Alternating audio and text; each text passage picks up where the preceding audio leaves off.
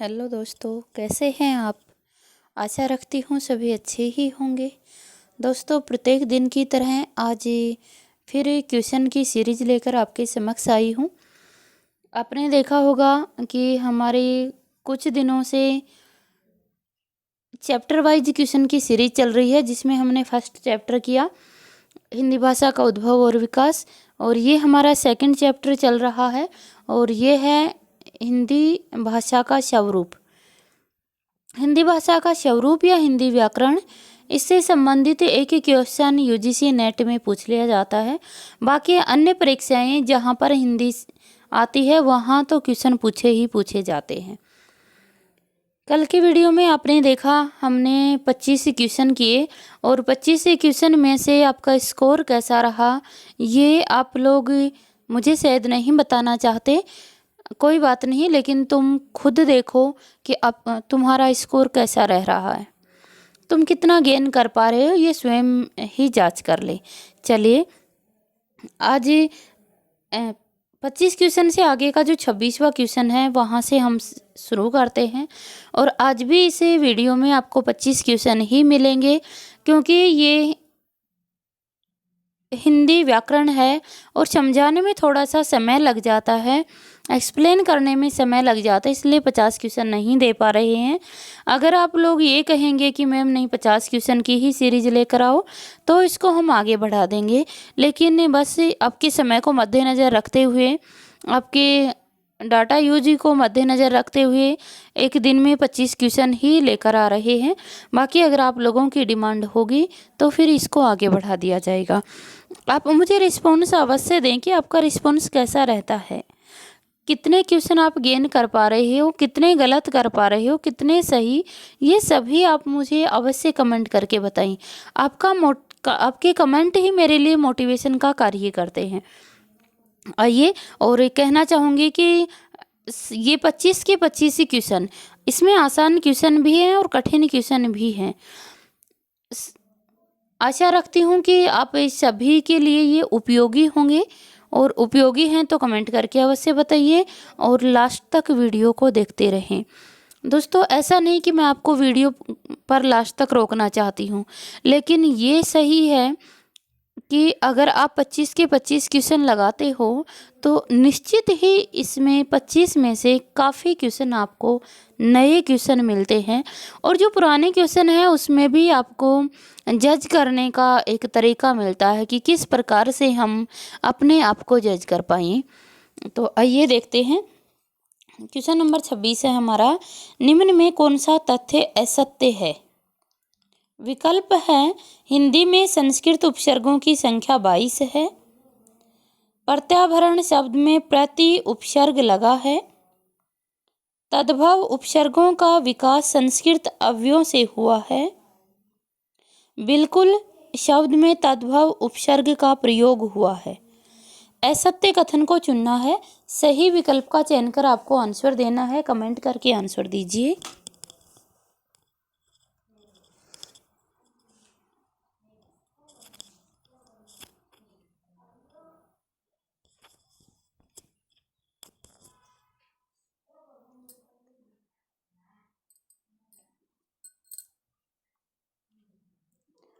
हमारा सही आंसर हो जाएगा डी।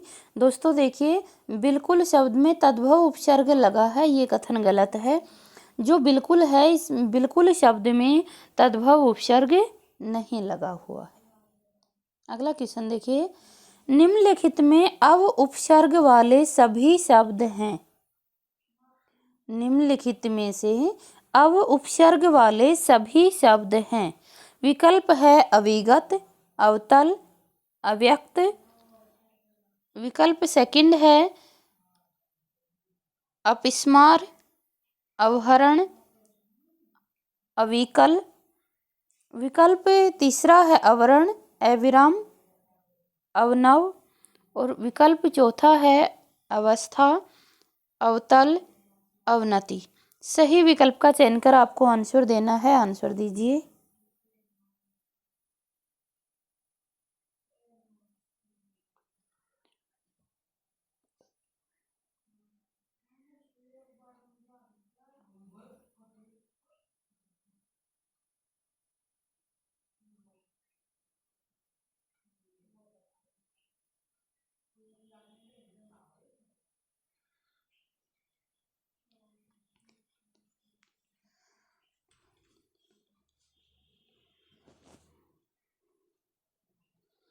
हमारा आंसर हो जाएगा डी, अवस्था, अवतल, अवनति। ये तीनों के अंदर ही कौन सा है, अव उपसर्ग है। दोस्तों अवतल में तो दिखाई दे रहा है आपको बिल्कुल, है ना, अवंती में भी दिखाई दे रहा है। अवस्था में आप सोचोगे मैम अवस्था में अव कहाँ है ना, अवस्था में ए है, नहीं है दोस्तों, अव है। अस्था शब्द होता है और इसके अंदर क्या है, अव उपसर्ग लगा हुआ है। अगला क्वेश्चन है, अनमोल 19 ओशर शब्दों में उपसर्गिक भेद है। तत्सम उपसर्ग का, तद्भव उपसर्ग, अरबी उपसर्ग या फारसी उपसर्ग। यानी यहाँ जो उपसर्ग लगे हुए हैं, इन शब्दों में जो उपसर्ग लगे हुए हैं वो किस प्रकार के उपसर्ग हैं। सही विकल्प का चयन कर आंसर दीजिए।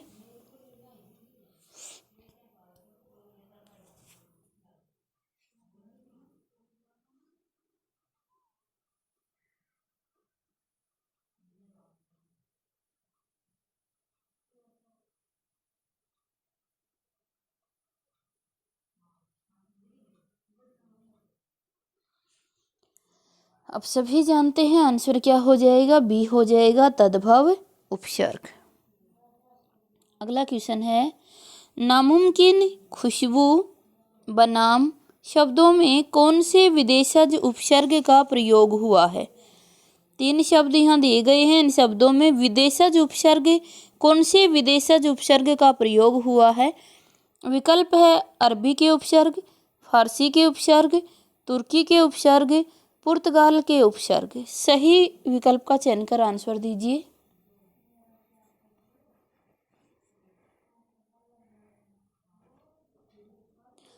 आंसर हो जाएगा हमारा बी, फारसी के उपसर्ग। आप सभी जानते हो कि इन शब्दों में कैसे उपसर्ग का प्रयोग हुआ है। नामुमकिन, खुशबू, है ना, बू शब्द है, खुश बन गया, मुमकिन शब्द है ना, बनाम शब्द है, नाम है, बै हो गया। ये सभी क्या हैं, आपके फारसी के उपसर्ग हैं। अगला क्वेश्चन है, निम्न शब्दों में से किसमें आ प्रत्यय का प्रयोग हुआ है। विकल्प है सुनहरा, कलूटा। दूसरा विकल्प है बोझा, घेरा। तीसरा है मंझला, झरना। चौथा है सुहावना, पालना। सही विकल्प का चयन कर आंसर दीजिए।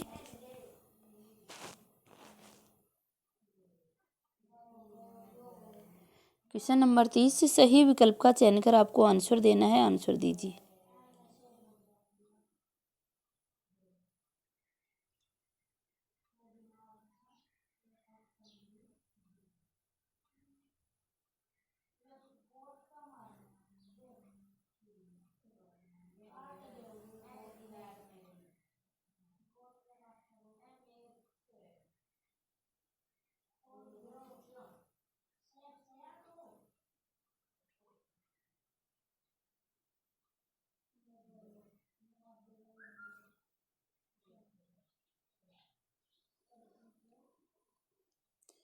दोस्तों आपका आंसर क्या हो जाएगा, बी हो जाएगा, बोझा और घेरा। आप जानते हैं दोनों में कैसा प्रत्यय लगा हुआ है, आ, है ना। बोझ प्लस आ बोझा बन गया, घेर प्लस आ घेरना प्लस आ क्या बन गया, घेरा बन गया। तो इसमें आ प्रत्यय लगा हुआ है। अगला क्वेश्चन देखें, गाड़ी, घाटी, चोरी शब्दों में किस प्रकार के प्रत्यय प्रयुक्त हुए। किस प्रकार के प्रत्यय प्रयुक्त हुए हैं। विकल्प है कर्तृवाच्य तद्धित प्रत्यय, भाववाच्य तद्धित प्रत्यय, स्थानवाचक तद्धित प्रत्यय, ऊनवाचक तद्धित प्रत्यय। सही विकल्प का चयन कर आंसर दीजिए।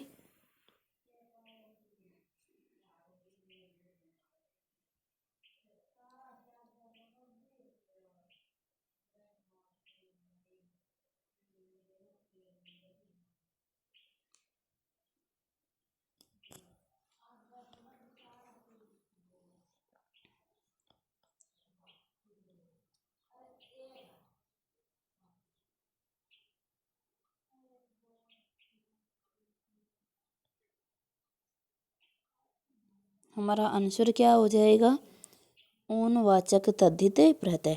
दोस्तों देखिए, ऊनवाचक कहो या उतानवाचक, कई बार दे देता है उतान, उतानवाचक, ऊनवाचक या उतानवाचक प्रत्यय ऐसे प्रत्यय होते हैं जो हमें हीनता का बोध करवाते हैं। यानी ऐसे प्रत्यय जो शब्दों के साथ लगकर लघुता या हीनता का बोध करवाएं, उतानवाचक या ऊनवाचक प्रत्यय कहलाते हैं। तो देखिए इसमें गाड़ी है, गाड़ी छोटी होती है ना। घाटी, घाटी भी छोटी होती है। चोरी, चोरी भी छोटी होती, छोटी का बोध कराते हैं, नहीं लघुता का बोध करवाते हैं। जो हमें लघुता या हीनता का बोध करवाए वो ऊनवाचक प्रत्यय कहलाता है। जैसे एक लोटा होता है और एक दे दे हम लुटिया, लुटिया क्या है, छोटी है। जैसे गाड़ी शब्द है ना, गाड़ी छोटी सी है, बहुत बड़ी, बड़े का बोध नहीं करवा रही है हमारे पास, है ना।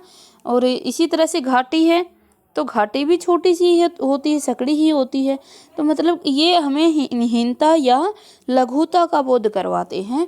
तो ये ऊनवाचक तद्धित प्रत्यय कहलाते हैं। अगला क्वेश्चन देखिए। अगला क्वेश्चन है समास का कार्य है। विकल्प है शब्दों का संक्षेपण करना, शब्दों का पलवन करना, शब्दों के वर्गों में मेल करना, उपसर्ग व प्रत्यय को अलग करना। सही विकल्प का चयन कर आंसर दीजिए।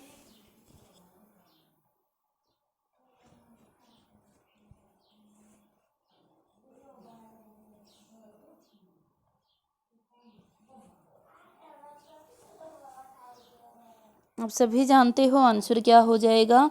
ए हो जाएगा, शब्दों का संक्षेपण करना। समास शब्द का अर्थ ही क्या होता है, संक्षेपीकरण होता है। समास शब्द का अर्थ होता है संक्षेपीकरण यानी छोटा बनाना। और इस समास का कार्य भी क्या होता है, शब्दों को का संक्षेपण कर देना, शब्दों को मिलाकर उन्हें छोटा बना देना। तो समास, और समास का यदि विलोम शब्द हमसे पूछ ले तो क्या हो जाता है दोस्तों, व्यास हो जाता है। समास का अर्थ होता है संक्षेपीकरण और व्यास का अर्थ होता है फैलाव। तो समास का विलोम शब्द व्यास होता है और समास का अर्थ क्या होता है, संक्षेपण हुआ करता है। अगला क्वेश्चन देखिए। अगला क्वेश्चन है निम्न में से किस समास का केवल प्रथम पद प्रधान होता है। विकल्प है तत्पुरुष समास, कर्मधारय समास, द्वंद्व समास, अव्ययी भाव समास। सही विकल्प का चयन कर आंसर दीजिए।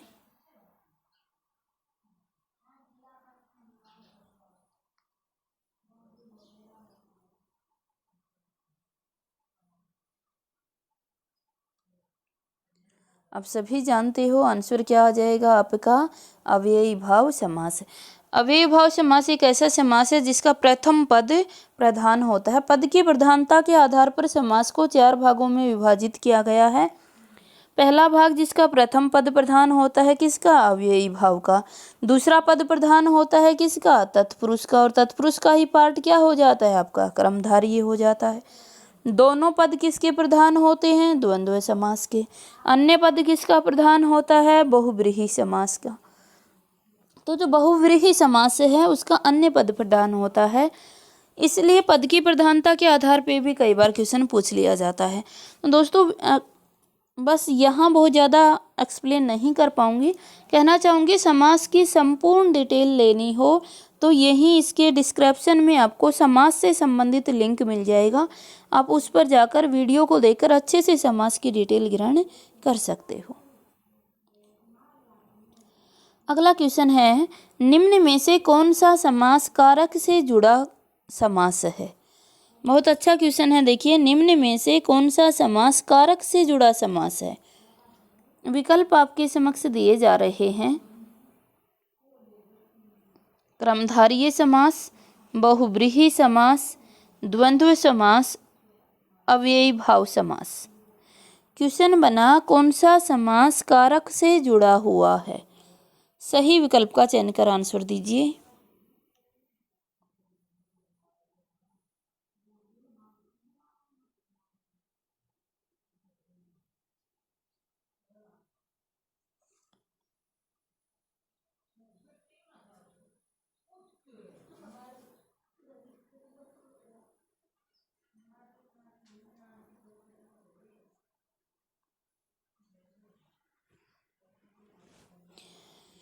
दोस्तों देखिए कारक से जुड़ा हुआ जो समास होता है वो कौन सा समास होता है, आप सभी जानते हो तत्पुरुष समास। जो तत्पुरुष समास होता है वह कारक से जुड़ा हुआ समास होता है, लेकिन यहाँ ऑप्शन में आपको तत्पुरुष समास दिया ही नहीं गया है, तो हम किसको आंसर चुने? देखिए, जो क्रमधारय समास होता है ये भी किसका पार्ट होता है? तत्पुरुष समास का ही एक भाग होता है। जब तत्पुरुष समास नहीं दिया जा रहा तो उसका भाग दिया जा रहा है, तो हमारा आंसर क्या हो जाएगा? ए हो जाएगा। क्रमधारय समास भी किससे जुड़ा हुआ है? आपके कारकों से ही जुड़ा हुआ है, क्योंकि कारक से तत्पुरुष समास जुड़ा होता है और तत्पुरुष समास का ही एक भाग क्या होता है? आपका क्रमधारय समास होता है। अगला क्वेश्चन है, निम्न में करण तत्पुरुष समास के उदाहरण हैं। विकल्प है माखन चोर, मुंह तोड़, शौरग प्राप्त। दूसरा विकल्प है शूरकृत, रसभरी, ईश्वर प्रदत्त। तीसरा है पथभ्रष्ट, शरणागत, गंगाजल। चौथा है देश सुधार, चंद्रोदय, पुरुष सिंह। सही विकल्प का चयन कर आंसर दीजिए।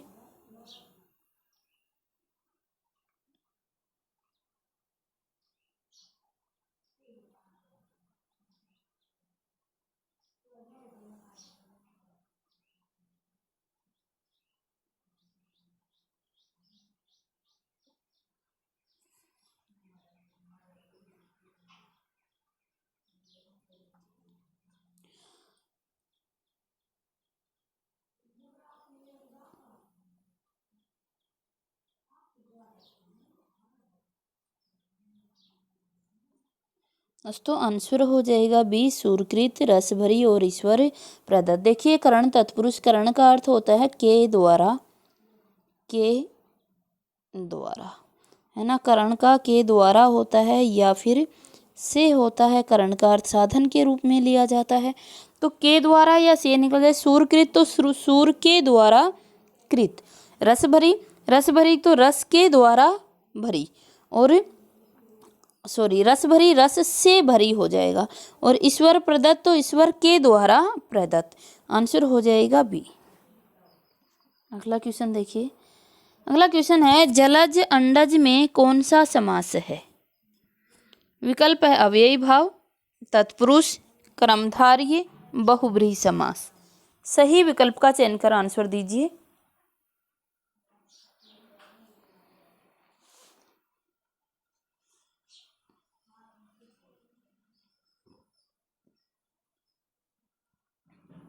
आंसर सभी ने दे ही दिया होगा। आंसर क्या हो जाएगा? डी हो जाएगा, बहुब्रीहि समास। आप सभी जानते हो जलज, जल में जन्म हुआ है जिसका, अर्थात जलज किसको कहते हैं? कमल को कहते हैं, मछली को कहते हैं, और मेंढक को कहते हैं, ये सभी जलज कहलाते हैं। अंडज है, अंडे से जन्म हुआ है जिसका, अर्थात हमें किसी तीसरी संज्ञा पर जाना पड़ रहा है। कौन हो जाएगा? पक्षी हो जाएगा। तो हमारा आंसर क्या हो जाएगा? बहुब्रीहि समास। दोस्तों, बहुब्रीहि समास वहीं पर होता है जहाँ पर हमें कोई भी दो जब पद दिए जाते हैं, उन पदों का जब हम समास करते हैं, उन दोनों पदों को जब हम मिलाते हैं, तो जो विशेषता बनती है वो इन दोनों पदों में से किसी की नहीं होती है।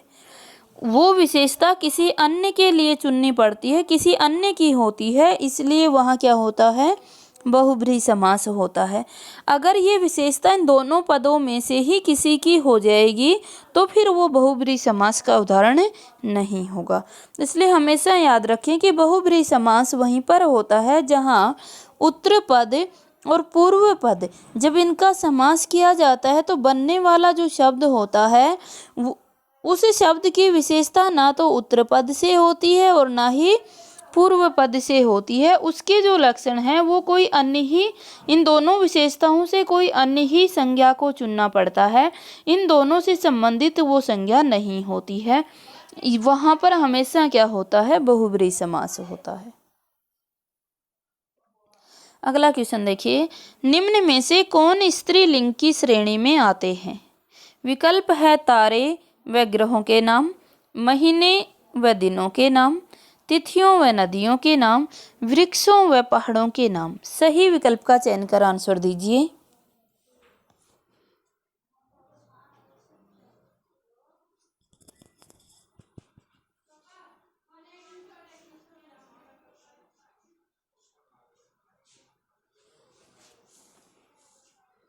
हमारा आंसर हो जाएगा क्या, सी हो जाएगा।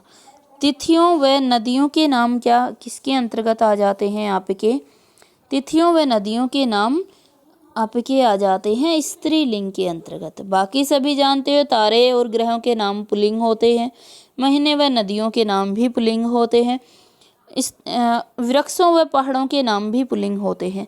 दोस्तों ऐसा नहीं कि सभी महीने पुल्लिंग होते हैं, ऐसा नहीं होता, सभी महीनों के नाम पुल्लिंग नहीं होते, लेकिन नियम यही होता है कि तारे व ग्रहों के नाम जितने नियम होते हैं स्त्रीलिंग पुल्लिंग में, उससे ज़्यादा उसके अपवाद भी हमें देखने को मिल जाते हैं। लेकिन तिथि और नदियों के नाम हमेशा क्या होते हैं आपके स्त्रीलिंग के अंतर्गत ही आते हैं। अगला क्वेश्चन देखिए। अगला क्वेश्चन है सदा बहुवचन शब्द है।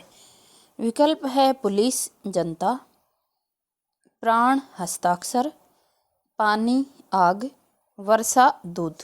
सही विकल्प का चयन कर आंसर दीजिए।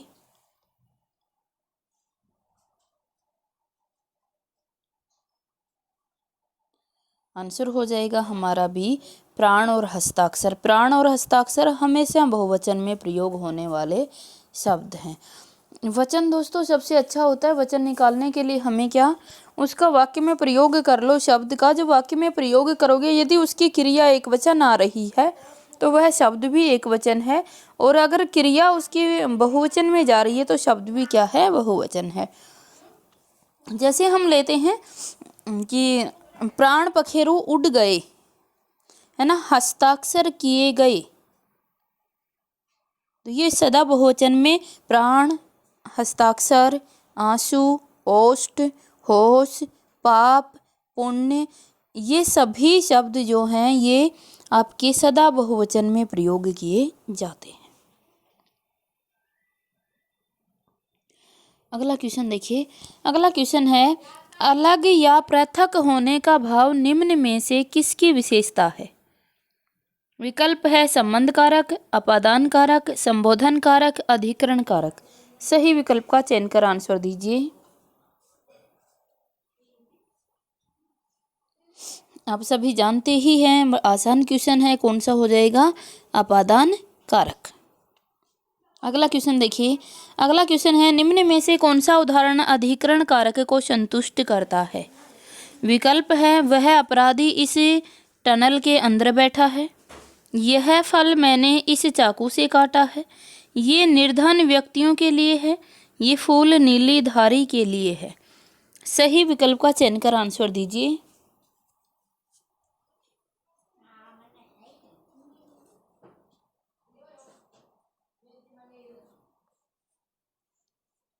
हमारा आंसर क्या हो जाएगा, ए हो जाएगा, यह अपराधी इस टनल के अंदर बैठा है। देखिए अधिकरण, अधिकरण में या पर, में या पर, ये इनके जो विभक्ति चिन्ह हैं अधिकरण कारक के वो है में या पर।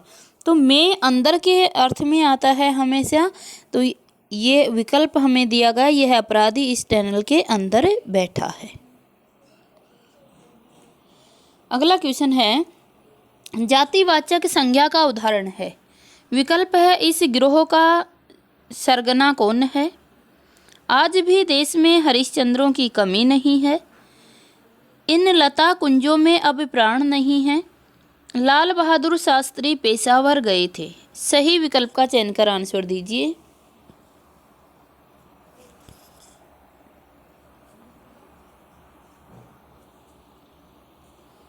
हमारा आंसर क्या आ जाएगा, आंसर आ जाएगा हमारा बी, आज भी देश में हरिश्चंद्रों की कमी नहीं है।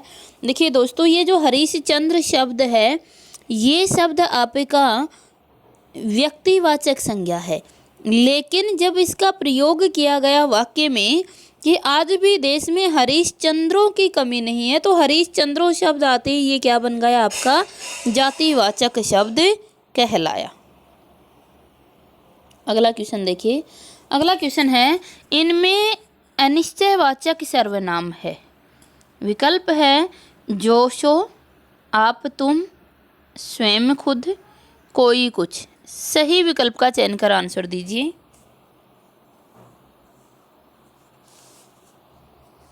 सभी जानते हैं आप अनिश्चयवाचक सर्वनाम कौन से हैं? कोई, कुछ, दोनों ही क्या हैं आपके अनिश्चयवाचक शब्द हैं।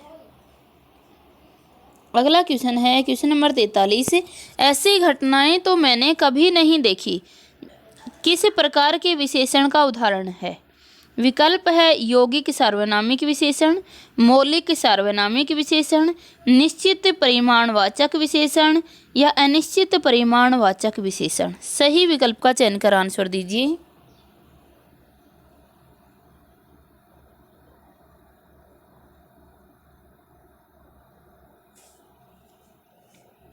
आप सभी जानते ही हो ऐसी घटनाएं क्या आ जाएगा? यौगिक सार्वनामिक विशेषण का उदाहरण है। अगला क्वेश्चन है तैरना भी एक कला है, इस वाक्य में तैरना है नामबोधक क्रिया, पूर्वकालिक क्रिया, क्रियार्थक संज्ञा क्रिया या प्रेरणार्थक क्रिया। सही विकल्प का चयन कर आंसर दीजिए।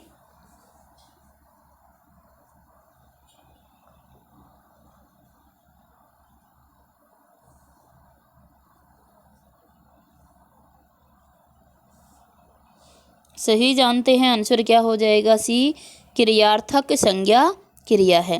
दोस्तों तैरना जो शब्द है ये क्रिया से ही बना हुआ क्रिया शब्द है आपका, तो क्रियार्थक क्रिया कहलाएगा। नाम धातु क्रिया जो किसी संज्ञा या विशेषण के नाम पर बनाई जाती है। पूर्वकालिक क्रिया जो जिसमें दो अलग अलग क्रिया शब्दों से अलग अलग कार्य संपन्न होते हैं।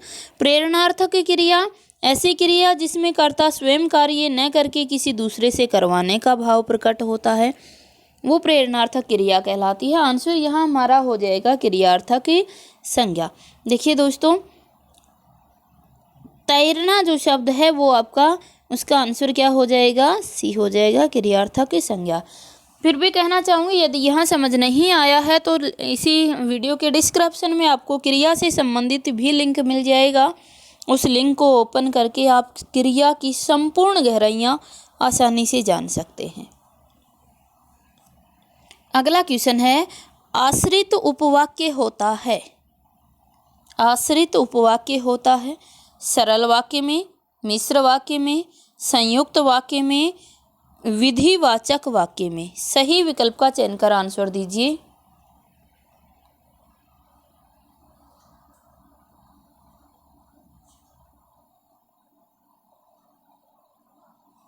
हमारा आंसर क्या हो जाएगा?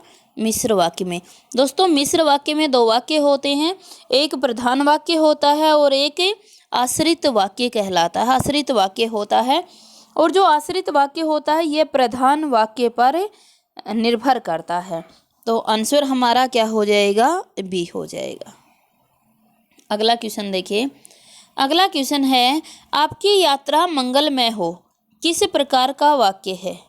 विकल्प है आज्ञावाचक वाक्य, विस्मयवाचक वाक्य, विधिवाचक वाक्य या इच्छावाचक वाक्य। सही विकल्प का चयन कर आंसर दीजिए।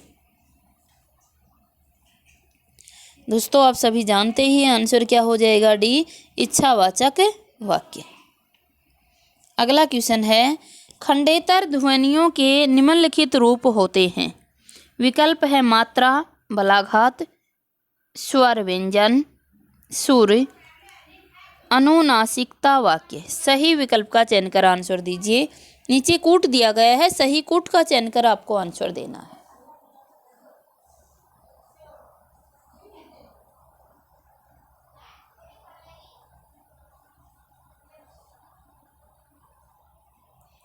हमारा आंसर क्या हो जाएगा? सी हो जाएगा, 1, 3, 4। दोस्तों आप जानते हो कि जो खंडेतर ध्वनियाँ हुआ करती हैं वो खंडेतर ध्वनियाँ किसी भी स्वर या कोई स्वर या व्यंजन या कुछ भी हम ध्वनि बोल रहे हैं उसकी जो प्रतिध्वनि होती है उसे खंडेतर कहा जाता है। यह आपकी एक प्रकार की स्टाइल होती है बोलने की, ये ध्वनि नहीं होती, जबकि ध्वनि की स्टाइल होती उसकी गूंज होती है। और जो खंडे ध्वनियाँ हुआ करती हैं वो आपके स्वर और व्यंजन यानी पूर्ण ध्वनि कहलाती हैं। तो देखिए जो खंडेतर ध्वनियाँ हैं वो क्या है? वो मात्रा है आपकी या फिर क्या है? बलाघात है। मात्रा हो सकती है या बलाघात हो सकता है, सुर हो सकता है या अनुनासिकता वाक्य हो सकता है। क्या नहीं हो सकता? स्वर और व्यंजन। स्वर और व्यंजन खंडे ध्वनियों के अंतर्गत आते हैं, खंडेतर में नहीं आते, क्योंकि इनके अपनी पूरी साउंड होती है। अनुनासिकता की भी पूरी साउंड नहीं होती है, मात्रा या बलाघात होता है उसकी भी पूरी साउंड नहीं होती है, और सुर की भी कभी पूरी साउंड नहीं होती है।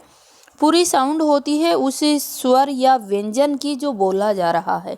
तो जिसकी पूरी साउंड आए वो आपके क्या होती हैं? खंडे ध्वनियाँ होती हैं, जिनको छोटी ध्वनियों में खंडित किया जा सके। और खंडेतर ध्वनियाँ ऐसी होती हैं जिनका खंडन नहीं किया जा सकता है, तो उसमें मात्रा, बलाघात, सुर, अनुनासिकता ये सभी आ जाते हैं।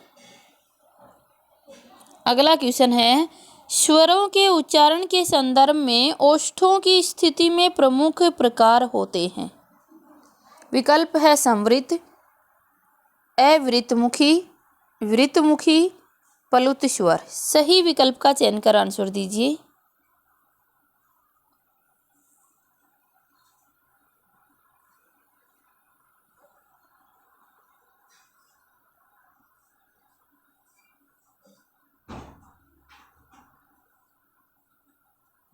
अब सभी जानते हो आंसर क्या हो जाएगा हमारा? 2 और 3। जो ओष्ठ आकृति होती है, ओष्ठ आकृति के आधार पर अवृतमुखी और वृतमुखी 2 प्रकार के स्वर हुआ करते हैं। अगला क्वेश्चन है, उच्चारण प्रयत्न के आधार पर ध्वनि के वर्गीकरण की विशेषताएं हैं। उच्चारण प्रयत्न के आधार पर ध्वनि के वर्गीकरण की विशेषताएं हैं। विकल्प दिया गया है, स्पर्श ध्वनियों के उच्चारण में वायु को मुख विवर में ही कहीं रोका जाता है। च, छ, ज, झ स्पर्श संघर्षी व्यंजन है। पंचमाक्षर नासिक्य होते हैं। ये र, ल, व संघर्षी व्यंजन होते हैं। सही कूट का चयन कर आपको आंसर देना है। नीचे कूट दिया गया है, सही कूट का चयन कर आंसर दीजिए।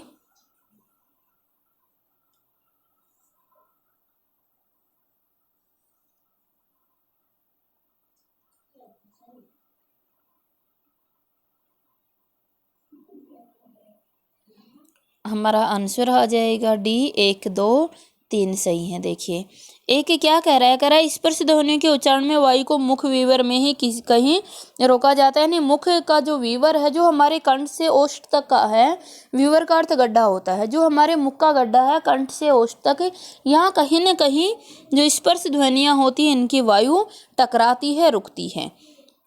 च, छ, ज, झ स्पर्श संघर्षी व्यंजन है, तो आप सभी जानते हो जो च वर्ग है वो कैसा है? आपका स्पर्श संघर्षी कहलाता है। तीसरा, पंचमाक्षर नासिक्य होते हैं, तो बिल्कुल पंचमाक्षर जो होते हैं, पंचमाक्षर यानी किसी भी वर्ग का जो 5वां वर्ण होता है वो हमेशा क्या होता है? उसका उच्चारण स्थान नासिका होता है, वो नासिकी कहलाते हैं। चौथा दिया गया ये रे लव्य संघर्षी व्यंजन है। दोस्तों ये रे लव्य संघर्षी नहीं होते हैं, ये अंतस्थ व्यंजन होते हैं। संघर्षी कौन से होते हैं? आपके उसमें व्यंजन हुआ करते हैं। जो श है ये आपके क्या है? संघर्षी व्यंजन कहलाते हैं। तो ये चौथा गलत हो गया, आंसर क्या हो जाएगा? डी हो जाएगा। अगला क्वेश्चन है, निम्नलिखित में कौन सा युग्म सही नहीं है? विकल्प है द्वोष्ठी, प, में, बै, वर्तस्य, न, ल, रस्य, मूर्धन्य, च, छ, ज, झ, कंठ, क, ख, ग, घ। सही विकल्प का चयन कर आंसर देना है। कौन सा सही नहीं है? जल्दी से आंसर दीजिए।